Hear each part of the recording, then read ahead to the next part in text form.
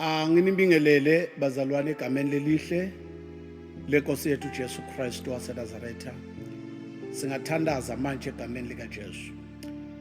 Babe lonemandla uNkulunkulu wethu lophilako egameni lika Jesu Kristu. Ngiyathandaza Nkosi khulekela bonke labangivako babe wethu loingcwele. Babe lonemandla lophakama entweni tonke egameni lika Jesu Kristu.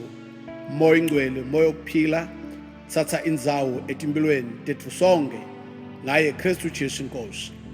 Sibingelele bazalwane egameni lika Jesu Kristu egameni lenemandla onke.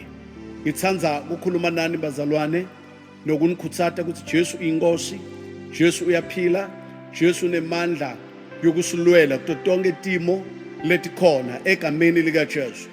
Nkulunkulu bazalwane wethembekile, akukho lokusha lokutawuvela uNkulunkulu angakasembuleli kona.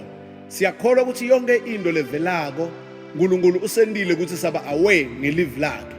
Lithi live lakhe uma sifunza encwadzini ya John chapter 16 evesini lika 33 kunemavi Jesu lawakhulumaka ukuthi eveni nitawuhlupheka kodwa kimi nitoba nokuthula.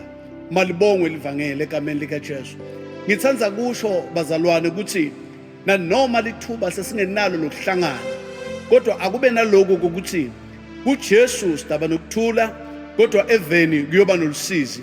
Ngithanda ukukhuthaza abazalwane ukuthi noma ngabe i-coronavirus ikhona noma ngabe i-coronavirus ayikho, asikwatini ukuthi Jesu Kristu inkosi.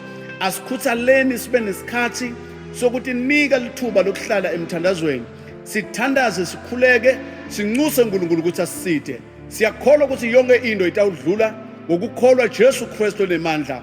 Bazalwane, hlalani kuJesu, nihlale ethembeni. Kuwo lamalanga lesinike tawona ukuthi sihlale emakhaya, tinike lithuba lokufunza livi, utinike lithuba lokuthi uthandaze. Lokho kuyoba kuhle phambi kwaNkulunkulu egameni lika Jesu. Sibonga kakhulu bazalwane, cinane emandleni, nilungise, nisethe isikhathi uthathe abantwana kungenwe dining room kukhulekwe. Lokho kuyoba kwendile umsebenzi.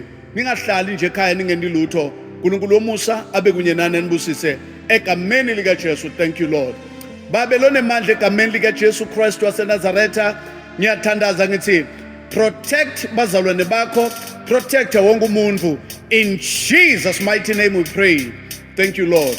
Siyabonga moya ingcwele egameni lika Jesu. Amen and amen.